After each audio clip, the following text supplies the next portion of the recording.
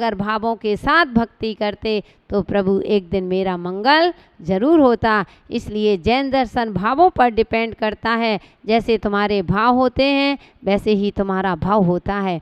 आपने सुना होगा वह तंदुलमक्ष, जब वह तंदुलमक्ष होता है वह समुद्र में रहता है और तंदुलमक्ष का बहुत बड़ा मुख होता है, जितने भी जीव आते हैं उनको खा लेता था, बड़े बड़े मनुष्यों को निगल जाता था। और वह तंदुलमक्ष जो होता है मगर वह बैठा हुआ है और नदी पानी में बैठा है, लेकिन वह सो गया, उसका मुख फट गया और उसके मुख से इतने जीव निकलते जा रहे हैं। लेकिन उस तंदुलमक्ष के एक छोटा सा कीड़ा जो बैठा है वह कीड़ा विचार करता है, कहता है अरे देखो ये कैसा मूर्ख है, किसके मुख से इतने सारे जीव निकलते जा रहे हैं और ये खा नहीं रहा। इसकी जगह मैं होता तो मैं पूरे के पूरे जीव खा लेता। हो भाव ही किए थे, खाए नहीं थे। कहते हैं कान में बैठा है वह क्या दूसरों के जीव, कितना सा कान का कीड़ा कितना बड़ा कीड़ा होगा। बंधुओं विचार करो कि उस कान के तो वह मक्ष जाता है नरकों में, लेकिन उसके साथ में वह कान में बैठा हुआ वह कीड़ा भी सप्तम नरक में पहुंच जाता है। तो किससे नरकों का कारण क्या बना? भाव ही तो बने। इसलिए बंधुओं कभी भी भाव मत गिराएं, भावों के साथ करना। अगर भाव नहीं है तो मैं कहती हूँ कि मत करो, लेकिन कभी अपने भाव बिगाड़ करके भगवान की भक्ति नहीं करना। आ गया समझ में? समझ रहे हो ना? इसलिए भव्यात्माओं मुझे विश्वास है आप मेरी बात को बड़े अच्छे से सुन रहे हैं, इसका पालन भी आप हृदय से करेंगे। तो भाव, क्योंकि भावों पर डिपेंड करता है, जैसे भाव वैसे भाव। अगर भाव सुधारना है तो भावों को सुधारो, एक बार भावों को सुधारो। क्योंकि हमने बताया था कि जो पिक्चर हॉल में जाता है और एक है तो मुनिराज के प्रवचन सुन रहा है, और जो मुनिराज का प्रवचन सुन रहा है वह विचार करता है कि देखो मेरा मित्र पिक्चर देख रहा होगा, वो कितना मज़ा ले रहा होगा, वो मुझे तो यहाँ पर कुछ भी समझ में नहीं आ रहा है, मैं कहाँ से फंस गया।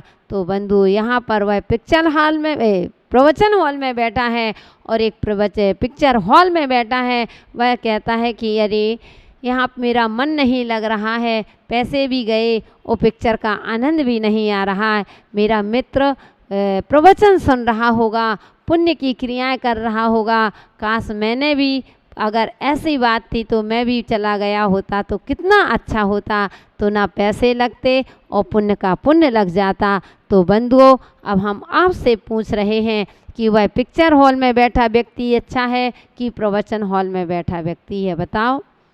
कहते हैं आवाज़ आ रही है कि प्रवचन हॉल में नहीं, जो पिक्चर हॉल में बैठा है वह व्यक्ति अच्छा है। क्यों अच्छा है? क्योंकि भले ही पिक्चर हॉल में बैठा है लेकिन पश्चाताप कर रहा है कि मैंने ये पाप किया है। नहीं, मैं कहाँ बैठता, मैं भी प्रवचन सुनने चला जाता तो मेरा भी पुण्य की कमाई हो जाती। तो बंधुओं प्रवचन में हॉल में बैठा हुआ व्यक्ति पिक्चर की सोच रहा है, इसलिए ध्यान रखना, धर्म क्षेत्र में आकर के कभी भावों को गिराना मत, जितना बने भावों को बनाना। तो भावों के साथ की गई भक्ति भावपूर्वक, कौन जो सुनते हैं नहीं बनता, कोई बात नहीं, सुनो, सुनने भी उतने मन वो होता है, पढ़ने में भी उतना पुण्य होता है और सुनाने वालों को भी उतना पुण्य होता है। इसलिए सुनो, जो सुनते हैं और क्या करते हैं, श्रृण्वन्ति पठन्ति यानी पढ़ते हैं, पठन्ति यानी पढ़ते हैं। जो सुनते भी हैं और जो पढ़ते हैं वे सज्जन धर्म अर्थ और काम से समन्वित लक्ष्मी के आश्रय बनते हैं तथा अंत में अविनश्वर मोक्ष लक्ष्मी को भी प्राप्त कर लेते हैं। अंत में मोक्ष को प्राप्त कर लिया, अंत में हमने सब कुछ छोड़ दिया। बंधु सुनना भी, बहुत सारे लोग होते हैं भगवान की वाणी को सुनते नहीं, कहते हैं कि हे भगवान, कल्याण मंदिर स्तोत्र में कह दिया कि हे भगवान आज विपत्ति पुनः कह रहा हूँ कि आज संकटों पर संकट आ रहे हैं कि हे भगवान मैंने आपकी वाणी को नहीं सुना। इन कानों से दूसरों की चुगली को तो बहुत सुना, लेकिन एक बार उस जिनवाणी को सुनने का मन नहीं हुआ। ध्यान रखना, हर किसी का मन नहीं होता। बहुत सारे लोग, जब हमारा मिथ्यात कर्म का उदय होता है तो हमें भगवान की वाणी सुनने का हमारा मन ही नहीं होता।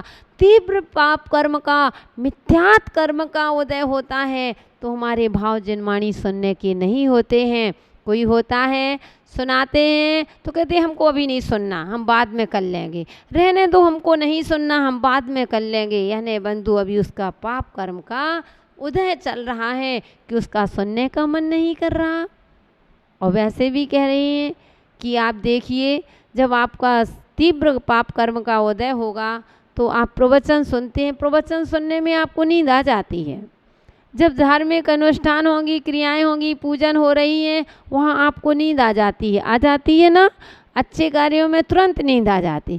कहते हैं, कल ही हमारे पास चर्चा कर रही थी महिलाएं रात के, मेरा तो मौन था, वही व्यक्ति चल रही थी तो महिलाएं आपसी में कह रही थी मुझे गुरु माँ का प्रवचन बहुत अच्छा लगता है, एक एक शब्द समझ में आते हैं। दूसरी महिला थी, वह कहती है हाँ बहुत अच्छा बोलते हैं, लेकिन बस मुझे गुरु माँ क्या बताऊँ, जब भी मैं प्रवचन सुनने बैठती हूँ और मुझे नींद आ जाती है। जब भी मैं माला फेरने बैठती हूँ मुझे नींद आती है। मुझे नींद की कोई दवा बताओ। बंधु, नींद की दवा नहीं, ये आपका कहते हैं दर्शनावर्णी कर्म का तीव्र उदय चल रहा है। तो आपको हम भगवान की भक्ति करने, आप लौकिक कार्य करोगे उसमें नहीं।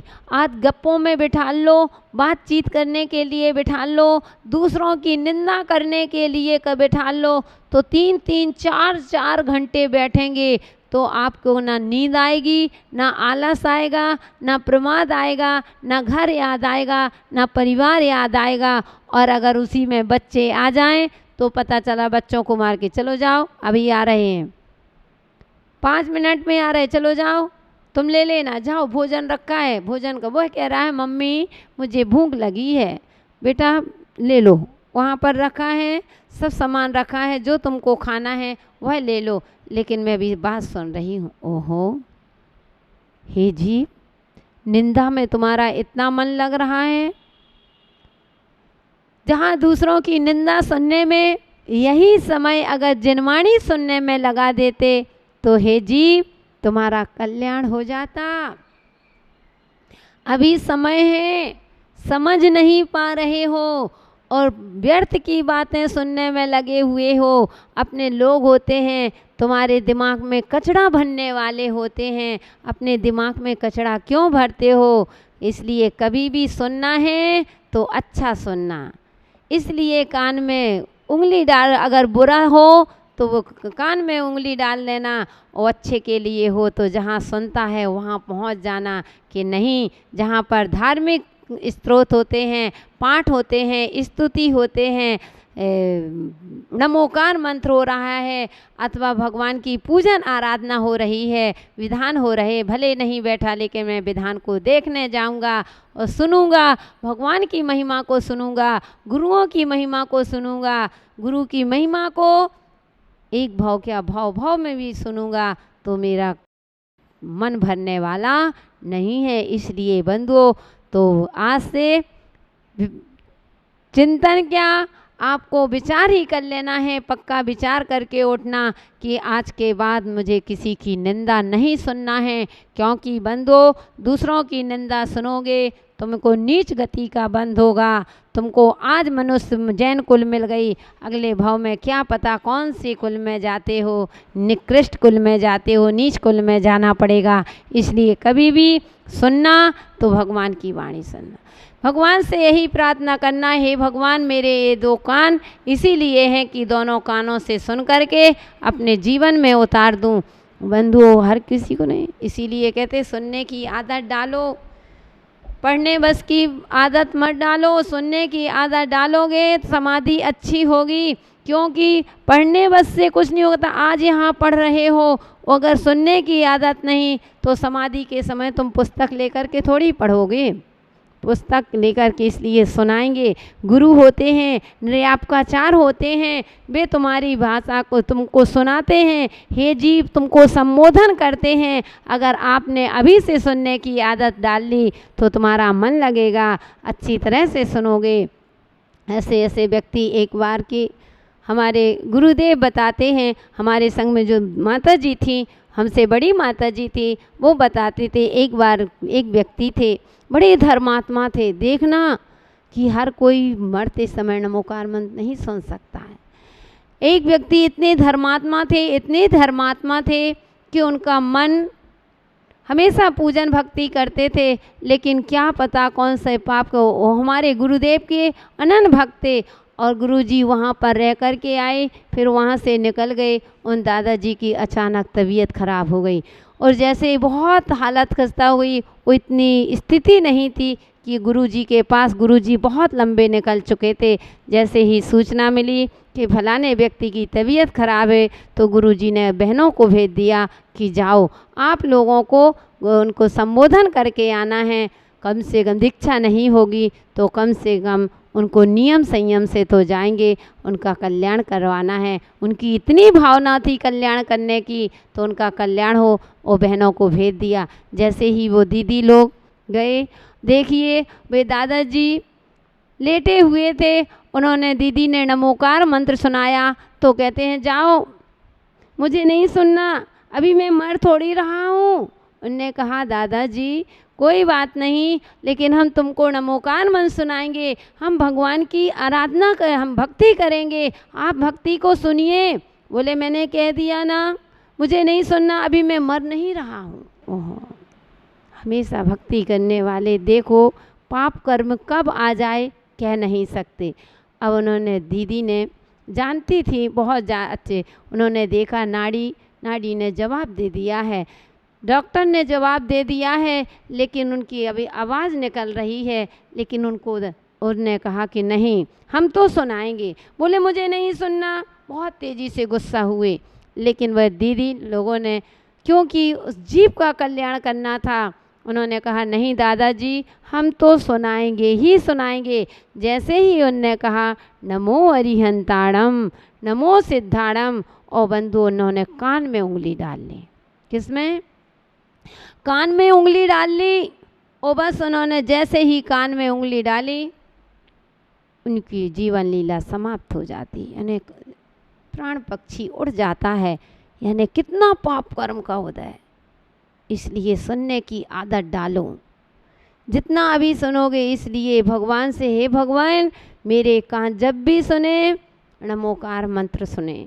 हे भगवान मेरी यथवा तद्वा बातों को नहीं सुनना है, इन फ़ोन की बातों से नहीं बंधु, ये तो संसार बढ़ाएंगे, तुम्हारे दिमाग को कचरा भरेंगे। इसलिए हमें अपने दिमाग में कचरा नहीं भरना है, हमें अपने दिमाग को पावन और पवित्र बनाना है। तो भगवान की वाणी को जो सुनता है और पठंती, और जो पढ़ते हैं, अच्छे से पढ़ते हैं, शुद्धि के साथ पढ़ते हैं बंधु, एक दिन वह भगवान की आराधना करके और एक दिन अविनश्वर मोक्ष लक्ष्मी को भी प्राप्त कर लेते हैं। जो शाश्वत सुख है मोक्ष, जहाँ से कभी वापस नहीं आना है, जहाँ सुख ही सुख है, उस सुख को प्राप्त कर लिया। किससे प्राप्त किया?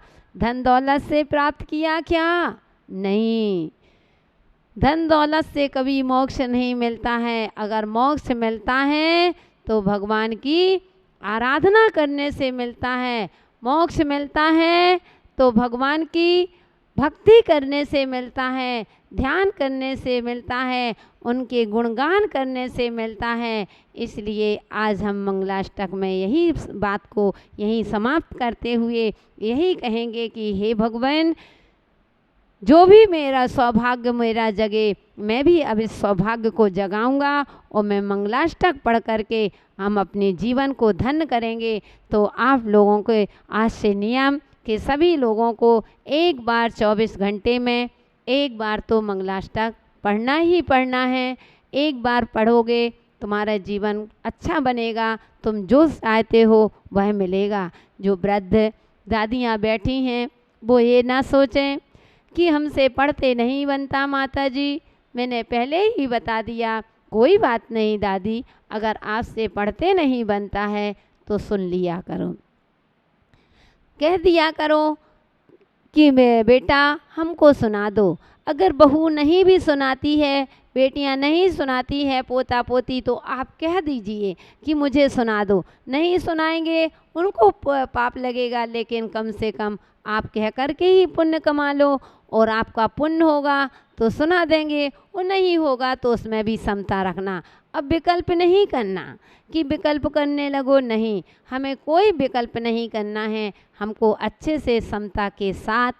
तो बंधु, यह मंगलाष्टक हमने पढ़ा, देखा, जाना, इसकी महिमा को समझा। वास्तव में हमारे स्त्रोतों में हमारे आचार्यों ने, जो भी विद्वान हैं, उन्होंने हमको ऐसी औषधि दी है। अब हमारा इतना क्षयोपशम नहीं है, इतना हमारे पास ज्ञान नहीं है, इतनी हमारे पास शक्ति नहीं है, इतनी हमारे पास भक्ति नहीं है कि हम उन स्तोत्रों को लिखें, कम रच सकें। लेकिन लिख नहीं सकते हैं, रच नहीं सकते हैं, तो कम से कम जिन्होंने रच करके दिया है उनकी स्तुति तो कर सकते हैं।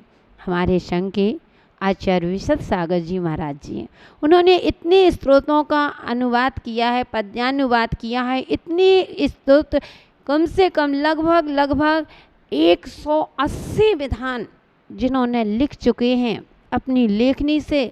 उनका चिंतन, उनका मनन, उनका इतना प्रखर चिंतन कि एक एक स्तुति को, एक एक विधान को ऐसे लिखा, जब पढ़ते हैं तो कम से कम बंधुओं, अगर हम लिख नहीं सकते हैं उन स्तोत्रों को, तो जो कृतियां हैं जिन्होंने ऐसे स्तोत्र लिख करके दिए हैं, हमारे सामने दिए हैं, हम ऐसे स्तोत्र को पढ़ करके अपना कल्याण कर सकते हैं और उनका उपकार मानते हैं कि हमें ऐसे आचार्यों ने, ऐसे मुनियों ने, जो ऐसे विद्वानों ने हमें यह औषधि दी, और उस औषधि का रसपान करके हम अपने जीवन को महान बना रहे हैं। ऐसी पवित्र भावना के साथ आप सभी का मंगल हो, मेरा मंगल हो, आप सभी का मंगल हो, और कुर्वन्तु नो मंगलम, आप सभी का मंगल हो। ऐसी भावना के साथ अपना समय पूरा हुआ। जय बोलिए भगवान महावीर स्वामी की।